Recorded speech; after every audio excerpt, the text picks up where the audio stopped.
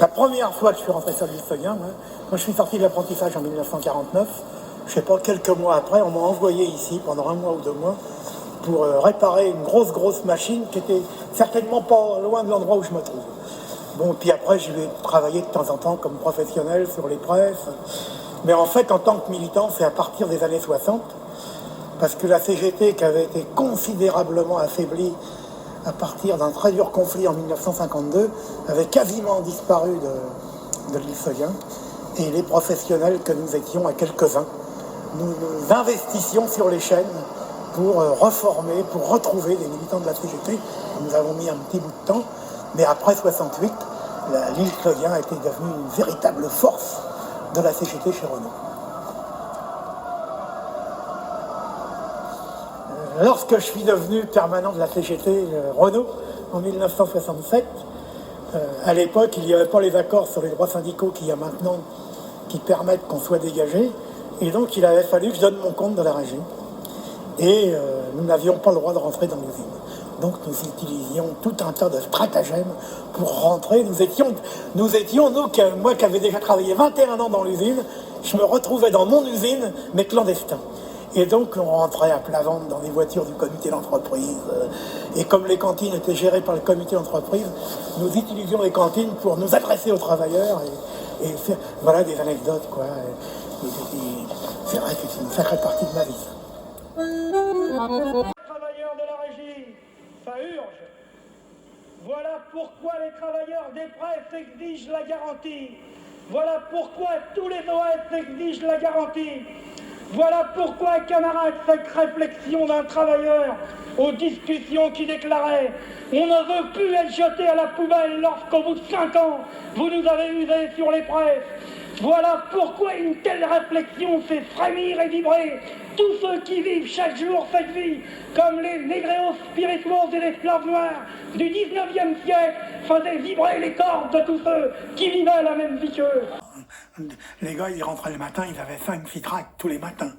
Entre les gars de Nanterre qui arrivaient, l'OCI, les mecs comme Bendit, enfin, plus nous, quoi, plus les forces qui existaient à l'intérieur de Renault. Et donc on fait le point, et pendant qu'on discute, arrive un coup de fil au syndicat, il y a un gros rassemblement des professionnels, ce qu'on appelait un Zola. Bon.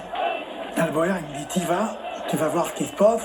Tu lui dis surtout aux potes, démocratie syndicale, etc. On arrive là, il y avait environ 1500-2000 gars, des professionnels. Je me rappelle, il y avait une roulotte, pas une roulotte, une plateforme. Je saute là-dessus et je dis aux potes, bon voilà les gars, bon c'est bien, mais il y a des consultations qui se déroulent partout dans l'usine. Il n'y a pas le feu, quoi. Faut prendre notre temps. Il y a un grand mouvement qui est en train de monter, etc. Et je me fais jeter. Et c'était mes coins où je sortais de ces coins-là, moi. Je sortais de ces coins-là. Enfin, je me fais jeter. Je pars donc en courant. Et je remonte au syndicat, il y avait environ 1 kilomètre à faire. Et j'arrive, j'ai dit à Alboer, j'ai dit, fais gaffe, c'est sérieux, Bébert. Ils sont partis. Il a compris tout de suite, il est sorti, il a rattrapé la meute dans un coin qu'il traversait. Il fallait faire attention parce que il y avait des gars qui débraillaient spontanément, mais même dans les fonderies, pourtant, on était costauds. Il y avait des bousculades, c'est toujours ça le risque dans ces cas-là. Des bousculades, un peu, des gars impatients, des mecs qui disent oh, allez, viens avec nous. L'autre qui est pas bien chaud et on veut y mettre une tarte. Enfin bon, c'est que la vie, elle est comme ça.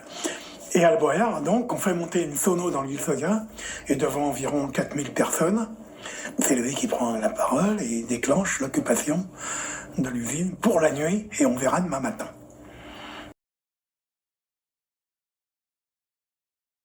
« 68 n'aurait pas pu se faire à Billancourt sans la participation importante des travailleurs immigrés qui étaient là. »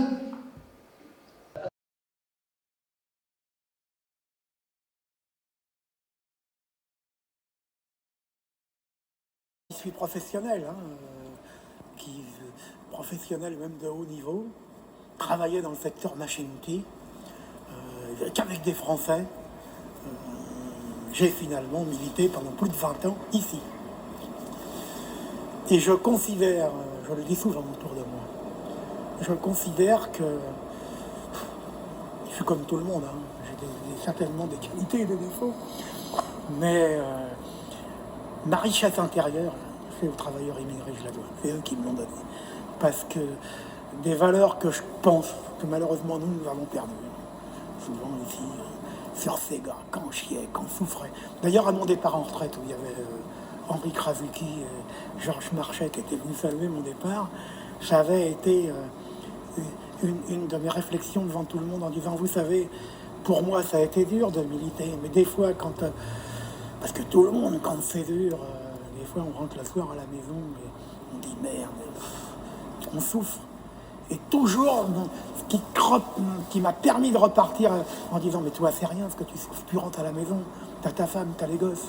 Mais eux, regarde, ils sont tout seuls, ils vivent dans des foyers, leurs femmes et leurs gosses sont souvent au pays. Ils n'avaient pas le droit à l'époque de les faire venir en France, puisque le regroupement familial, on ne l'obtient que dans les années 75.